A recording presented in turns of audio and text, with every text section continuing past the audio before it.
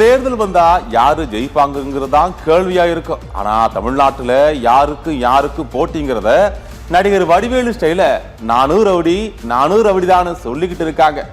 வேலூர் கூட்டத்துல தாவேக்க தலைவர் விஜய் என்ன சொல்லியிருக்காருன்னு பாருங்க.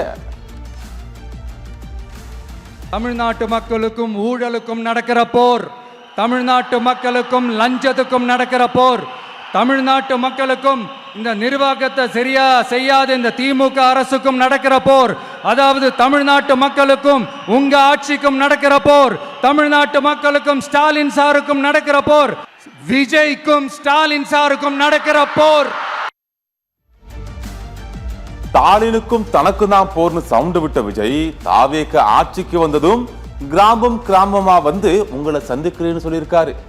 மக்கள் கிட்ட இருந்து என்ன புரிக்க முடியாதுன்னு சொல்லிட்டு கிளிசரின் போடாம கேமரா இல்லாம கண் கலங்கி இருக்காருப்பா. ஒவ்வொரு வீட்டில் உயிரா உணர்வா இருக்கிறோம்.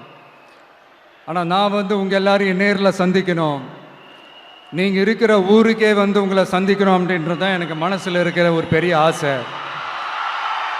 ஆனா அந்த சிச்சுவேஷன், ஒரு எதிர்கட்சியா இருந்து கேள்வி கேட்டுட்டு இருக்கிற இந்த நேரத்தில் நமக்கு எதிராக என்ன சூழ்ச்சிகள்லாம் நடக்குதுன்றது உங்க எல்லாருக்குமே நல்லா தெரியும்.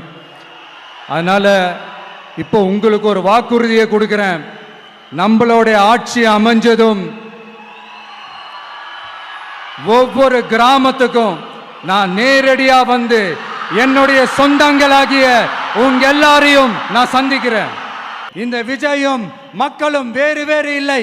இந்த விஜயும் மக்களும் ரத்தமும் சதையும் மாறி, உடலும் உயிரும் மாறி, ஒன்னிலிருந்து ஒண்ண பிரிக்கவே முடியாது. Yes, sentiment.